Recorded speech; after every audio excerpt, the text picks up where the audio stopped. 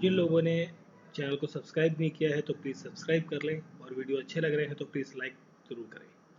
तो चलिए देखते हैं पहला क्वेश्चन क्या है आज का हमारा। तो देखिए, फर्स्ट क्वेश्चन है, विच of the following is an example of ferromagnetic material.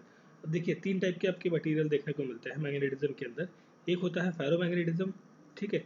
तो फेरोमैग्नेटिज्म मटेरियल वो मटेरियल्स होते हैं जो बेसिकली क्या है, स्ट्रॉन्ग मैग्नेटिक अट्रैक्शन आपको देखने को मिलता है यहाँ पर। वेरी स्ट्रॉन्ग अट्रैक्शन आपको देखने को मिलता है, ठीक है। अट्रैक्शन देखने को मिलता है किसके द्वारा, मैग्नेट के द्वारा। वेरी स्ट्रॉन्ग अट्रैक्शन देखने को मिलता है मैग्नेट के द्वारा। जैसे आपका आयरन हो गया, आयरन, निकल, कोबाल्ट। तो ये कुछ एग्जांपल्स हैं फेरोमैग्नेटिक मटेरियल्स के। अब देखिए, क्वेश्चन तो ये हो गया आपका, इसमें पूछा गया था मैग्नेटिक मटेरियल कौन सा है, फेरोमैग्नेटिक मटेरियल।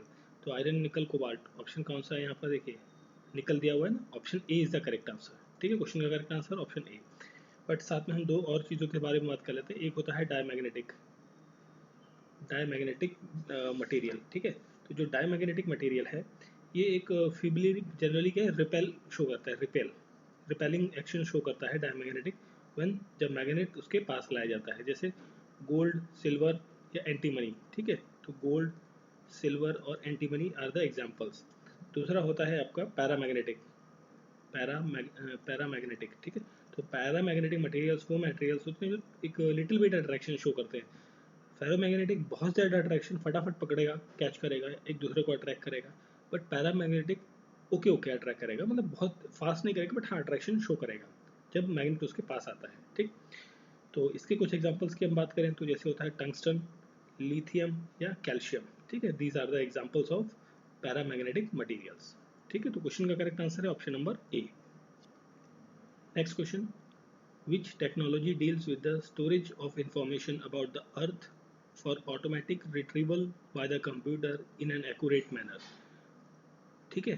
तो इसमें पूछा गया है कि वो कौन सी टेक्नोलॉजी है जिसके तहत जो है, मतलब इंफॉर्मेशन जो स्टोर की जाती है अर्थ की, ऑटोमेटिक रिट्रीवल, मतलब विद बेसिकली पोजीशनिंग के बारे में, कौन सी चीज़ कहाँ पर है, क्या रूट है उसका। बेसिकली यहाँ पर हम बात कर रहे हैं किसकी, जीआईएस की। तो जीआईएस क्या होता है, that is geographical information system. Option number D जो है यहाँ पर आएगा करेक्ट आंसर। और जियोग्राफिकल इंफॉर्मेशन सिस्टम, या फिर हम इसे शॉर्ट में कहते हैं जीआईएस, ठीक है। जीआईएस ये डील करता है स्टोरेज ऑफ इंफॉर्मेशन जो है about the earth for the automatic retrieval by the computer, ठीक, कंप्यूटर के द्वारा। भाई देखिए, जो जीआईएस या जी आप यूज़ करते हैं, तो वो क्या है, एक सिस्टम से कनेक्टेड चीज़ है।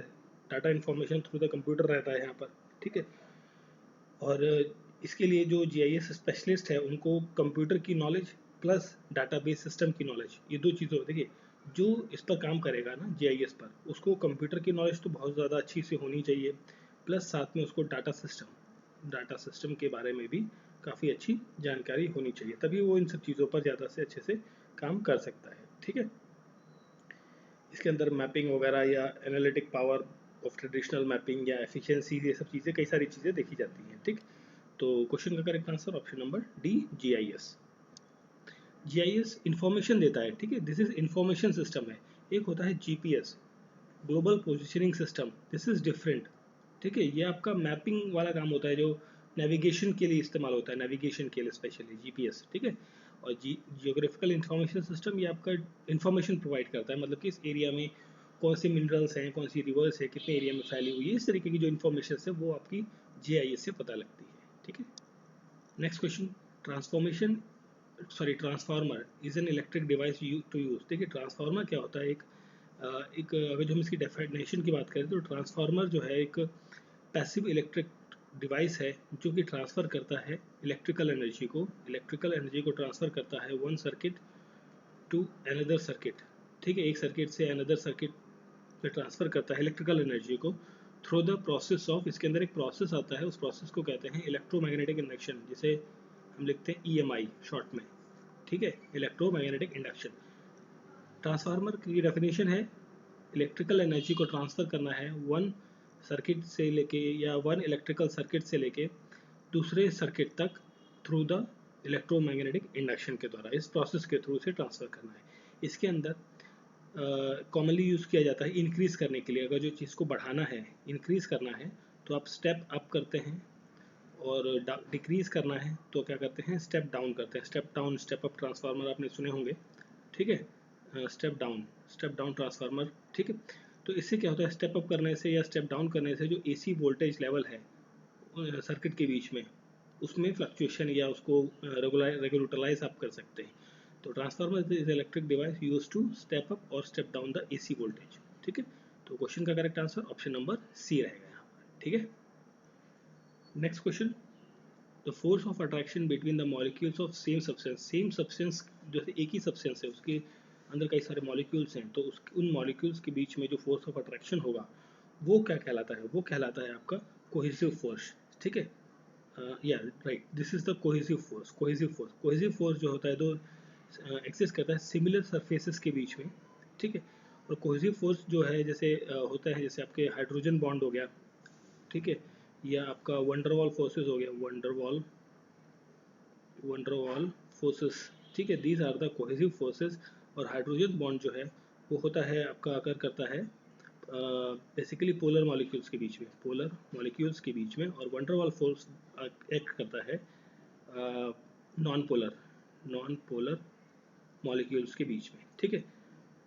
अब जो ये हाइड्रोजन बॉन्ड था, अब इसके अंदर जैसे कुछ एलिमेंट जैसे होते हैं, ग्रुप्स होते हैं बेसिकली इसमें अटैच्ड होते हैं, उन ग्रुप्स का नाम है जैसे OH ग्रुप होगा, ठीक है, या फिर नाइट्रोजन हाइड्रोजन ग्रुप होगा, या फिर फ्लोरीन हाइड्रोजन ग्रुप होगा। इस तरीके से ग्रुप्स जो है वो इन्वॉल्व रहते हैं।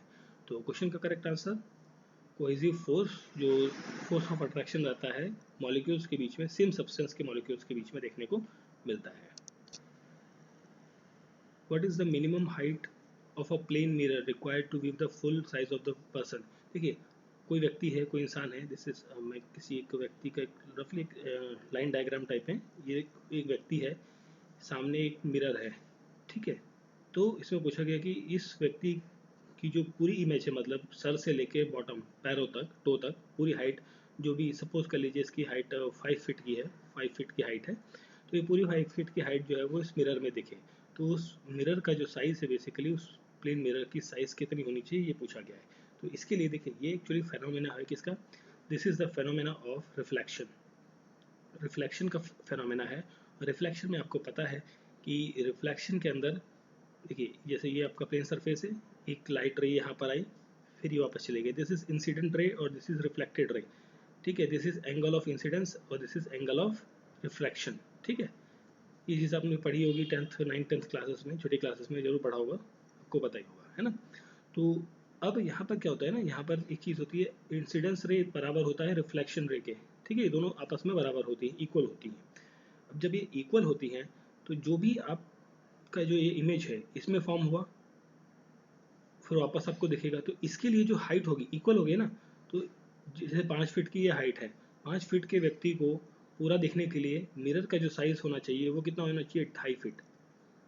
2.5 फीट का मिरर अगर जो आप सामने लगाते हैं और फिर इस 5 फुट के आदमी को सामने खड़ा करेंगे, तो वो आदमी की जो पूरी इमेज है, फुल इमेज, मतलब मिरर के अंदर पूरी इमेज टॉप टू बॉटम उसको दिखेगी, आप देख सकते हैं इजीली, ठीक है। तो यहाँ पर करेक्ट क्या रहेगा, half of the height of the person की हाइट का आधा जो है साइज आप प्लेन मिरर का रखेंगे, तब उसकी जो है फुल इमेज आपको दिखेगी। ये चीज़ समझ में आ गई, है ना। देखिए यहाँ पे क्या इंसिडेंट हुआ, रह गई, इसने देखा यहाँ पर, तो ये रिफ्लेक्ट होगा रहा है, तो ये पूरा एंगल जो बनेगा वो पूरा कंप्लीट कर लेता है इस तरीके से, ठीक है। तो option B is the correct answer, half of the height of the person is required for the see the full image of the person in a plane mirror. फिर देखो नेक्स्ट क्वेश्चन है, what are the constituent of water gas. Water gas के अंदर क्या क्या होता है, देखिए वाटर गैस जो है ये मिक्सचर होता है basically, this is a mixture of carbon monoxide और हाइड्रोजन, इन दोनों का मिक्सचर होता है वाटर गैस, ठीक है। तो देखिए ऑप्शन यहाँ पर है, option A is correct answer, carbon dioxide and hydrogen is the constituent of water gas, ठीक है। ये basically it is obtained by, ये मिलती है हमें जो कि action of steam on the red hot cake के अंदर, ठीक है। और इसकी जो वैल्यू कैलोरीफिक वैल्यू होती है, कैलोरीफिक वैल्यू वो बहुत ज़्यादा हाई देखने को मिलती है किसकी, वाटर गैस की, ठीक है। तो क्वेश्चन का correct answer option number A. Next question, they are defined as the different structural form of a single chemical element. Structural form different different होंगे, बट एक सिंगल केमिकल एलिमेंट के These form substances from the different way atoms can bond one another. ठीक है, इस तरीके के elements को क्या कहा जाता है? ठीक है, इसमें क्या पूछा है, इसमें ये पूछा कि different structural form of a single chemical. एक केमिकल है, उसके स्ट्रक्चरल फॉर्म्स अलग अलग हो सकते हैं, मतलब उसकी जो बनावट है वो अलग अलग हो सकती है।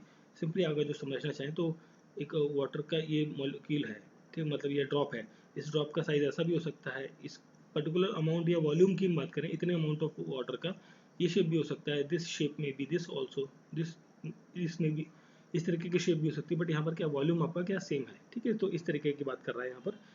These form result from the different way atom can be bonded to another. ठीक है, एक दूसरे से डिफरेंट तरीके से वो बॉन्डेड रहते हैं, और इस तरीके की जो चीज़ होती है उसे कहते हैं एलोट्रॉप्स। ठीक है, these are called as allotrope. Allotropes को अगर हम सिंपली डिफाइन करें तो ये होता है different structural form of a single chemical element. मतलब कोई भी सिंगल केमिकल एलिमेंट है, उसका जो डिफरेंट स्ट्रक्चरल फॉर्म आपको देखने को मिलेगा वो क्या कहलाता है, this is called as a allotrope. ठीक है, अब ये जो एलोट्रॉप होता है ये बॉन्डेड रहता है अलग अलग उससे, और एलोट्रॉप का बेसिकली जो लिटरल मीनिंग होता है, it is the Greek word, Greek से आया है, ग्रीक वर्ड है ये, इसका मतलब ग्रीक में इसका वर्ड था एलोट्रोपिया, एलोट्रोपिया।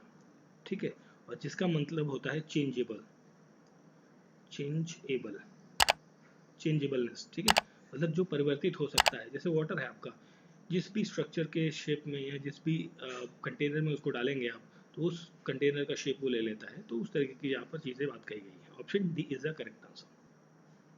नेक्स्ट क्वेश्चन है the manner in which electrons are filled in an atomic orbital. जो एटॉमिक ऑर्बिट होती है इलेक्ट्रॉन्स की, एटम की, ठीक है, तो ग्राउंड स्टेट से वो किस तरीके से, मतलब जो एटॉम, देखो एनर्जी लेवल होता है ना, जैसे आपका ये अपने डिवीज़न आपने देखा होगा, दैट इज़ 1s, यहाँ पर आपके 2s देखेंगे।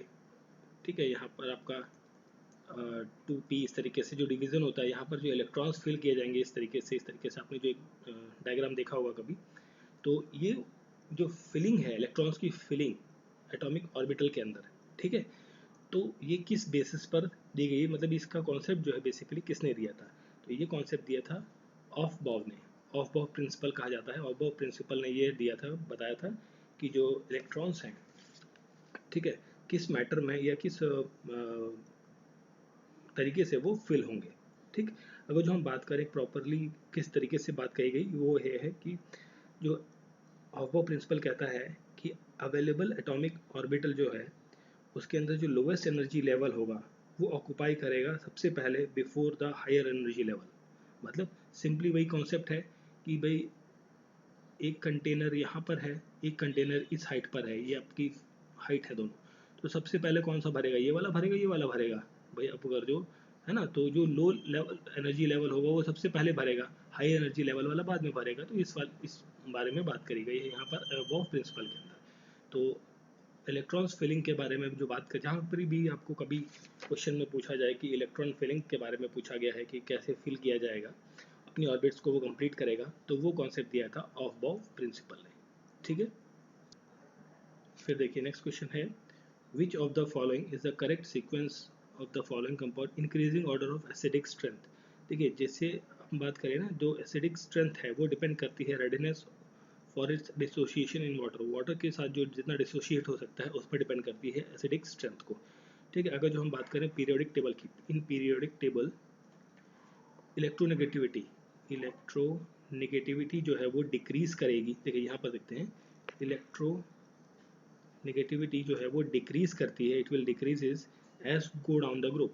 जैसे कि हम ग्रुप में नीचे जा रहे हैं, ग्रुप में डाउन जाते हैं, तो ग्रुप में डाउन जाने से इलेक्ट्रोनेगेटिविटी जो है हमारी वो क्या हो जाती है, इंक्रीज करती है। ग्रुप में डाउन जाएंगे तो हमारी सॉरी पीरियोडिक टेबल के अंदर इलेक्ट्रोनेगेटिविटी डिक्रीज करेगी। ठीक है, as the increase in the group. नहीं देखिए, हाँ देखिए, इलेक्ट्रॉन नेगेटिविटी जो है वो क्या करेगी, डिक्रीज करेगी, और जो साइज होगा, साइज जो है वो इंक्रीज करेगा, साइज इंक्रीज करेगा, साइज इंक्रीज करेगा जब, ठीक है, साइज जो है वो क्या कर रहा है, इंक्रीज कर रहा है जब हम ग्रुप में नीचे जा रहे हैं। ठीक है, तो एसिडिक स्ट्रेंथ जो है, जैसे कि हम नीचे जाते हैं, जब हम नीचे जा रहे हैं इन द ग्रुप में नीचे जब जाते हैं, तो एसिडिक स्ट्रेंथ जो है वो इंक्रीज करती है। ठीक है, सिंपली आप समझ लीजिए ग्रुप में डाउन जाने से एसिडिक स्ट्रेंथ जो है वो क्या हो जाती है, बढ़ जाती है, इंक्रीज कर जाती है। ठीक है, अब ये इंक्रीज करती है तो उसके सीक्वेंस के बारे में बात करें तो वो होता है जैसे सबसे पहले फ्लोरीन आएगा, फिर chlorine, bromine and then iodine. ठीक है, दीज आर बेसिकली ये रहेगा आपका सीक्वेंस। तो देखिए किसके साथ, हाइड्रोजन सबके साथ लगा है, hydrogen fluoride HCl, then HBr और HI, हाइड्रोजन आयोडाइड। तो करेक्ट सीक्वेंस क्या है, देखिए option number A is the correct answer यहाँ रहेगा। ठीक है, नेक्स्ट क्वेश्चन है, हैबर्स प्रोसेस के अंदर पूछा गया है कि हैबर्स प्रोसेस के अंदर जो कैटलिस्ट है वो कौन सा यूज़ किया जाता है for the manufacturing of ammonia. Haber's process होता है अमोनिया बनाने के लिए, तो उसके अंदर कौन सा कैटलिस्ट इस्तेमाल होता है ये पूछा गया है। तो हैबर प्रोसेस जो है वो नाइट्रोजन के साथ कंबाइन करता है एयर में। ठीक है, और जिससे वो नेचुरल गैस में या मीथेन बनाता है और फिर अमोनिया बनाता है। ठीक है, तो इस रिएक्शन की बेसिकली किस टाइप की रिएक्शन होती है, ये रिवर्सिबल रिएक्शन होती है, रिवर्सिबल रिएक्शन होती है and for the production of ammonia, ammonia production करने के लिए, और साथ में रिवर्सिबल विद एक्सोथर्मिक रिएक्शन आपको ये देखने को मिलती है। और यहाँ पर जो कैटलिस्ट यूज होता है वो होता है iron and molybdenum, iron L molybdenum, that is option number B is the correct answer. ठीक है, ऑप्शन बी इज करेक्ट। फिर देखिए नेक्स्ट क्वेश्चन, नेक्स्ट क्वेश्चन में पूछा गया the longitudinal valley called as a duns, duns basically are found between the India, India के अंदर किस हिमालयन रेंज के अंदर ये जो दून्स है बेसिकली देखने को मिलते हैं। देखिए दून्स आपने नाम सुना होगा, बेसिकली दून्स जैसे आपका देहरादून होता है, देहरादून। ठीक है, एक होता है कोटी दून, कोटी दून। ठीक है, एक है पटली दून, पटली दून। तो दीज आर द प्लेसेस जो कि आपके लोकेटेड है दून वैली के अंदर। ठीक है, तो उनके बारे में पूछा गया कि ये कौन से लॉन्गिट्यूडनल रेंज में आपको देखने को मिलते हैं। तो जो लॉन्गिट्यूडनल वैली रेंज है वो लाई करती है between the lesser Himalayas, lesser Himalayas जिन्हें आप हिमाचल कहते हैं, हिमाचल का जो एरिया है, एंड द शिवालिक्स, शिवालिक्स के बीच में। ठीक है, उनको कहा जाता है दून्स। ठीक है, these are called as duns. देखिए यहाँ पर क्या लिखा हुआ है, lesser Himalayas and Shivalik, option C जो है यहाँ पर रहेगा करेक्ट आंसर रहेगा। ठीक है, India's only active volcano, Bharat का इकलौता एक्टिव वोल्केनो कहाँ देखने को मिलता है, ये आपको देखने को मिलता है बैरन आइलैंड के अंदर, बैरन आइलैंड। और बैरन आइलैंड कहाँ पर है, Barren island is a part of Andaman and Nicobar island. Option C जो है यहाँ पर करेक्ट आंसर रहेगा, Andaman and Nicobar island. Indian standard meridian does not pass through which of the following state, किस स्टेट से पास नहीं होता। बेसिकली देखिए इंडिया जो है ये इस तरीके से समथिंग, मैप की हम बात करें तो सिक्किम और फिर ये नॉर्थ ईस्ट वाला पार्ट आ जाता है, ये इधर इस तरीके से, ये गुजरात और फिर ये थोड़ा सा ये इस तरीके से ऑलमोस्ट थोड़ा सा इंडिया का मैप है। ठीक है, रफली मैंने बनाया है and for the understanding purpose only. तो इसमें पूछा गया कि स्टैंडर्ड मेरिडियन मतलब वो, स्टैंडर्ड मेरिडियन मतलब वो एक स्टैंडर्ड टाइम जो पूरे भारत में, चाहे आप देखिए अगर जो हम टाइम वेरिएशन की बात करें ना, सनसेट यहाँ पर अगर जो 4 बजे होता है सुबह में, तो सनराइज नॉट सनसेट, सनराइज सुबह 4 बजे होता है, तो गुजरात के कक्ष में सनराइज जो होगा वो 6 AM पर होता है। तो लगभग 2 घंटे का एक वेरिएशन आपको देखने को मिलता है, बट इसकी वजह से क्या है, टाइम लैगिंग आपको देखने को मिल सकती है। तो इंडिया के अंदर एक स्टैंडर्ड है, मतलब एक पॉइंट पे फिक्स कर दिया है कि भाई इस टाइम इस जगह पर जो है वो जो टाइम होगा वही हम पूरे भारत में मानेंगे। तो वो जगह है आपकी यहाँ पर बनारस के पास मिर्ज़ापुर नाम की जगह है, मिर्ज़ापुर, मिर्ज़ापुर। ठीक है, चुनार एक जगह है वहाँ पर, चुनार। ठीक है, वहाँ पर जो है ये आपका लिया जाता है। और इन टर्म्स अगर जो कहा जाए, कई बार ये भी कह लेते हैं कि भाई इलाहाबाद का टाइम जोन जो है उसे हम इंडियन स्टैंडर्ड मेरिडियन टाइम मानते हैं। ठीक है, तो वो भी आपका गलत नहीं है। ठीक है तो सॉरी, तो ये है। अब इसमें पूछा कि कौन सा स्टेट से पास नहीं होता। देखिए ये मेरिडियन लाइन जो है इस तरीके से, ये एक इस तरीके से लाइन आती है आपकी, ये लाइन आपकी जहाँ जहाँ पास होती है। देखिए ये आपकी सबसे पहले तो यहाँ एंटर करती है और ये लाइन पास होती है, सबसे पहले तो उत्तर प्रदेश में आती है, यहाँ रेड से लिख सकते हैं, उत्तर प्रदेश में आती है, यूपी के अंदर। उत्तर प्रदेश के बाद फिर ये एंटर करती है यहाँ पर एमपी में। ठीक है, एमपी के बाद फिर आपकी छत्तीसगढ़ के पार्ट में, सीजी छत्तीसगढ़ में एंटर करती है। छत्तीसगढ़ के बाद ये उड़ीसा का थोड़ा सा कोस्ट जो है उड़ीसा को भी टच करती है, उड़ीसा के बाद ये जाती है आंध्र प्रदेश में, ठीक है। तो इन 5 स्टेट्स को टच करते हुए ये लाइन जाती है, इंडियन स्टैंडर्ड मेरिडियन लाइन, जो ये वाली आपको रेड कलर से दिख रही है, ठीक है। तो ये 5 स्टेट से जाती है। यहाँ पूछा है कौन सी पास नहीं होती, देखिए कौन सा है, छत्तीसगढ़, तेलंगाना नहीं है, आंध्र प्रदेश से तो हो रही है, बट अगर जो हम बात करें, ये क्वेश्चन अभी आया, अगर ये 2014 से पहले क्वेश्चन आता तो तेलंगाना तो पार्ट था आपका आंध्र प्रदेश में, तो इंक्लूड हो जाता है ना, but this time Telangana is a separate state, तो इस टाइम पर वो इसका नहीं आता है पार्ट, ठीक है।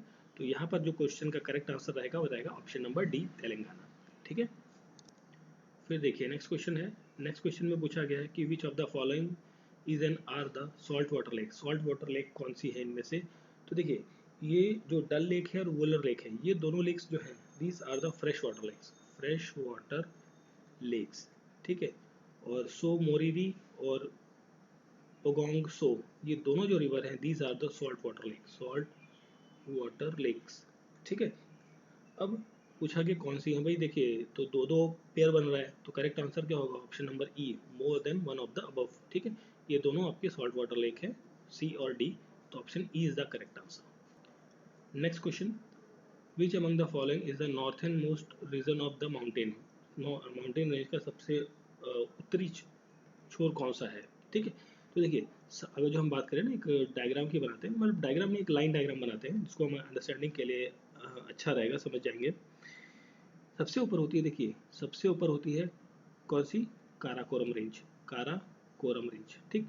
उसके नीचे आती है फिर आपकी लद्दाख रेंज, काराकोरम के बाद Ladakh range, then Ladakh range के बाद आती है आपकी Zanskar range, Zanskar range, Zanskar range के बाद आता है आपका शिवालिक, शिवालिक रेंज, ठीक है। अब देखिए नॉर्थन मोस्ट, अब देखिए इससे पहले ना काराकोरम रेंज के ऊपर जो पार्ट आता है, इसके ऊपर आपका आता है जो जिसे कहते हैं हिंदू कुश, इससे ऊपर इस तरीके से होता है जिसे कहते हैं हिंदू कुश, ठीक है, हिंदू कुश। और हिंदू कुश वाला जो एरिया हो गया, ठीक है। और यहाँ पर जो पाकिस्तान वाला एरिया है वहाँ पर, यहाँ पर आपको देखने को मिलती है सुलमान, सुलमान रेंज, ठीक है। बट इंडिया के कॉन्टेक्स्ट में हम बात कर रहे हैं तो ये 4 रेंजेस हमें देखने को मिलती है इंडिया के अंदर, ठीक है। Shivalik range, Zanskar range, Ladakh range और काराकोरम रेंज। तो सबसे नॉर्थ में कौन सी पड़ रही है यहाँ पर, काराकोरम रेंज, तो करेक्ट आंसर क्या हो गया, ऑप्शन नंबर ए, काराकोरम रेंज, ठीक है। तो इस तरीके से आप डिवीजन आप समझेंगे ना, कौन सी बात कौन सी है, तो आपका इस तरीके से कभी भी गलत नहीं होगा, ठीक है। Option A is the correct answer. Next question, which of the following river does not originate in India, Bharat के अंदर ओरिजिनेट नहीं होती, वो कौन सी रिवर है, ये बताया पूछा है इसमें। तो देखिए चेनाब रिवर जो है ये आपका ओरिजिनेट होती है टांडी, टांडी नियर एक जगह है, नियर केलोंग, केलोंग आपका लद्दाख के अंदर एक जगह है, वहाँ पर, वहाँ से ओरिजिनेट होती है टांडी से। रावी रिवर आपकी ओरिजिनेट होती है रोहतांग पास से, रोहतांग पास से। सतलुज रिवर आपकी ओरिजिनेट होती है ब्यास कुंड, ब्यास कुंड, ब्यास कुंड, और ब्यास कुंड कहाँ पर है, ये है रोहतांग पास के पास, ठीक है।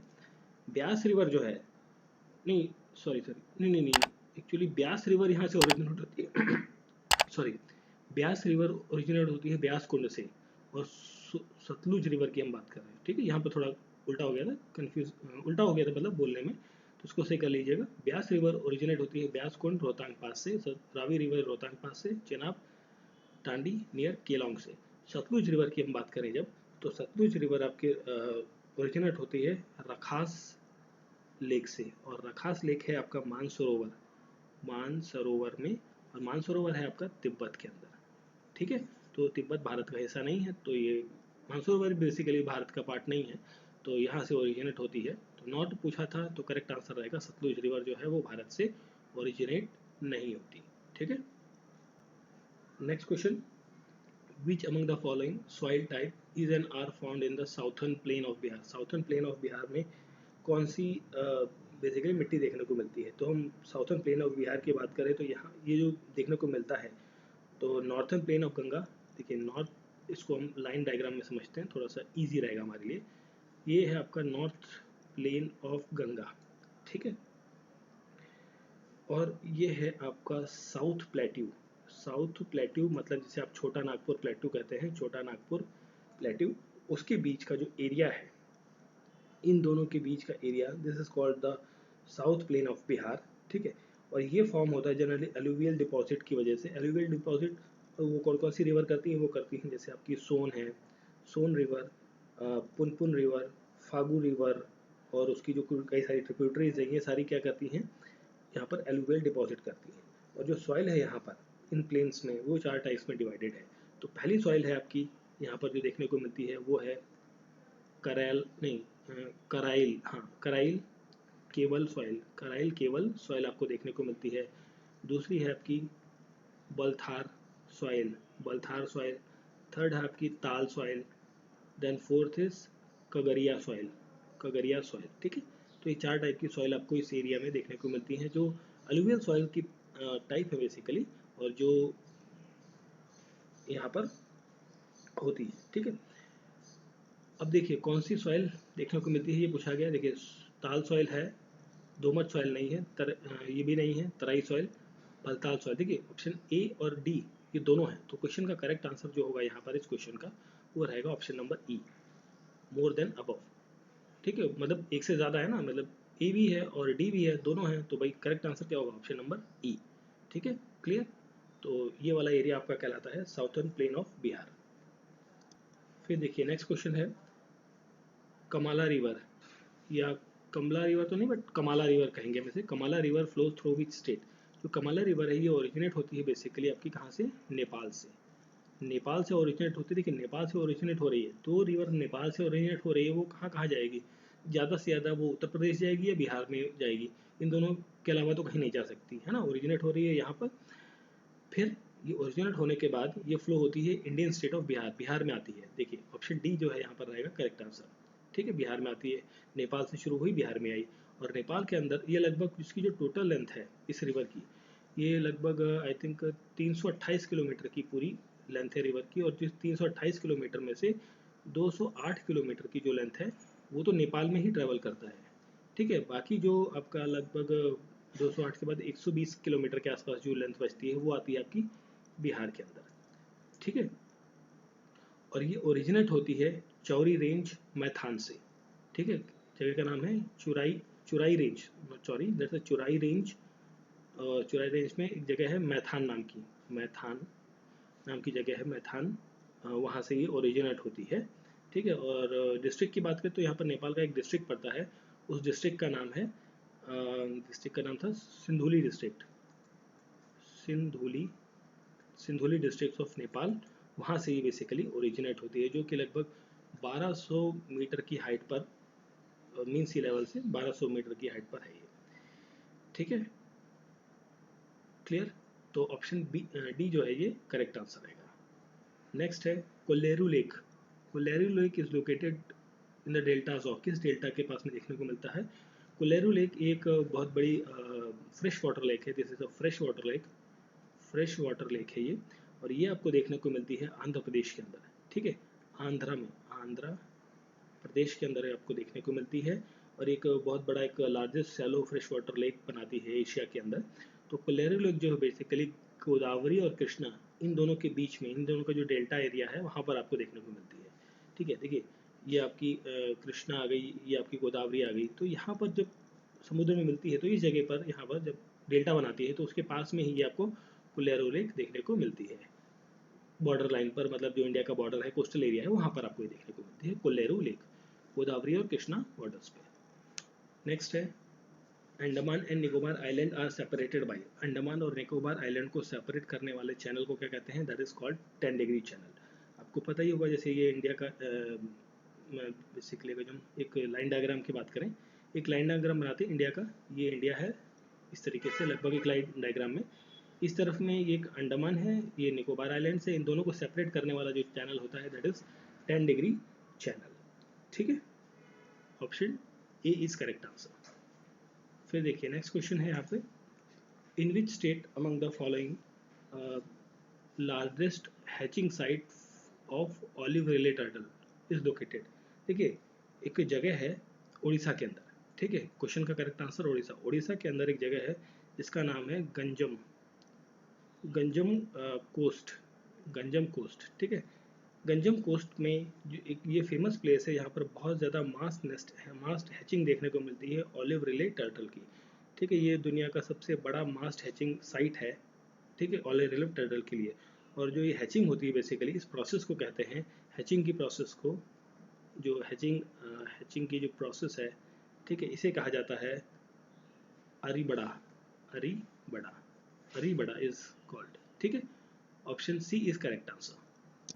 Next question, which among the following is the west flowing river. West flowing river कौन सी है? देखिए ये क्या है ना, स्मॉल रिवर्स है, दीज आर द रिवर्स, जो छोटी रिवर्स है इनमें से जो पेरियार रिवर है ये आपकी वेस्ट फ्लोइंग रिवर है, जो कि अरेबियन सी के अंदर गिरती है। और बाकी जो विगाई, पन्नेर और सबरनेकरा नेखा, ये जो तीनों रिवर्स हैं, these all the three rivers are flow in the eastern direction. ठीक है, इसमें पूछा गया वेस्ट फ्लो पेरियार रिवर जो आपकी कहाँ पर है, केरला के अंदर है, ठीक है। फिर देखिए next question, flat topped terrace in the Pir Panjal range is called. देखिए फ्लैट टॉप्ड जो टेरिस होता है, टेरिस मतलब एक छत की बात कर रहे हैं। तो जो सबसे जो फ्लैट टॉप है, मतलब जो पीर पंजाल रेंज है, वहाँ पर जो एक समतल मैदान है जो फ्लैट है, टॉप मतलब ऊंचाई पर एक फ्लैट एरिया जो है, उसे क्या कहा जाता है? उसे कहा जाता है केरवास, ठीक है। ऑप्शन ए जो है यहाँ पर रहेगा करेक्ट आंसर, केरवास। और ये केरवास जो है यहाँ पर क्या होता है, these are the fertile land, fertile land होते हैं, यहाँ पर खेती वगैरह या कल्टीवेशन वगैरह किया जाता है, इसको यूज़ किया जाता है कल्टीवेशन के लिए, ठीक है। Next question, which of the following is or not part of the trans Himalaya. Trans Himalaya का पार्ट नहीं है। अब देखिए जो ट्रांस हिमालयन माउंटेन रेंज है या तिब्बतियन हिमालयन रेंज जो है, ये लोकेट करती है कहाँ पर, north of the great Himalayan range, जिसके अंदर काराकोरम, लद्दाख, जंस्कार, कैलाश माउंटेन रेंजेस आती हैं आपकी, ठीक है। देखिए ट्रांस हिमालयन आपका शुरू होता है यहाँ पे काराकोरम, हमने बात करी थी ना, क्लाइंडाइक बनाई थी काराकोरम, उसके बाद आपका लद्दाख रेंज, फिर जंस्कार, फिर शिवालिक रेंज, ठीक है, और कैलाश माउंटेन रेंजेस, ये सारी रेंजेस जो है बेसिकली उसके अंदर आती हैं। तो यहाँ पर जो एक तीनों चारों पॉइंट्स जो है, ये सारे इसके पार्ट हैं, ठीक है। नॉट पूछा था, कौन सा पार्ट नहीं है ना, ये सारी क्या इसका पार्ट है, these all are the part of the trans Himalayan range, ठीक है। नॉट पूछा था तो ऐसा नॉट वाला तो कोई है ही नहीं यहाँ पर। तो करेक्ट आंसर क्या होगा? Option number E, none of the above, इनमें से कोई भी ऐसा नहीं है जो उसका पार्ट हो, ठीक है। Clear? Option E is the correct answer. Next question, what is the rank of Bihar in terms of tobacco production in India. Bharat के अंदर जो टोबैको का प्रोडक्शन होता है, उसके अंदर बिहार की जो रैंकिंग है वो क्या है? Bihar on third rank. Bharat के अंदर जितना भी टोबैको प्रोडक्शन होता है, बिहार में थर्ड रैंक पर आता है उसमें। तो क्वेश्चन का करेक्ट आंसर है बी एंड सी, ठीक है, B and C. Option B is correct answer, third rank. तो जो टोबैको प्रोडक्शन है, देखिए फर्स्ट, देखिए थर्ड पे तो बिहार हो गया, फर्स्ट पे कौन है? फर्स्ट पे है आंध्र प्रदेश, आंध्र प्रदेश। सेकंड पे आता है आपका असम, ठीक है। First Andhra, then second Assam and third is Bihar, ठीक है। और टोबैको जो है बेसिकली, जो बिहार के अंदर जो गंडक रिवर है, गंडक रिवर, ठीक है, उसके आसपास के जो मार्जिन एरियाज है वहाँ पर काफ़ी ज़्यादा प्रोडक्शन होता है वहाँ पे। स्पेशली अगर जो हम डिस्ट्रिक्ट की बात करें तो वैशाली, सीतामढ़ी, समस्तीपुर, बेगूसराय, पूर्णिया, ठीक है, ये जो 5 डिस्ट्रिक्ट्स हैं, ये एक काफ़ी ज़्यादा अच्छा खासा प्रोडक्शन यहाँ पर देखने को मिलता है टोबैको का, ठीक है। और डिफरेंट टाइप ऑफ प्रोडक्ट जो फॉरेन टोबैको है, जो विदेशी टोबैको है, तंबाकू है बेसिकली, वो प्रोड्यूस होता है कहाँ पर? पूर्णिया के अंदर, ठीक है। मतलब different types of foreign tobacco are produced in Purnia district, ठीक है। तो third option number B is the correct answer, third rank, ठीक है। तो ये थे हमारे कुछ important questions practice set number 18 के। तो आई होप सो आपको वीडियोस अच्छा लगे होंगे, क्वेश्चन समझ में आए होंगे, इजी क्वेश्चन थे, ज़्यादा टेढ़े क्वेश्चन नहीं थे। तो मिलते हैं नेक्स्ट वीडियो में। Thanks for watching.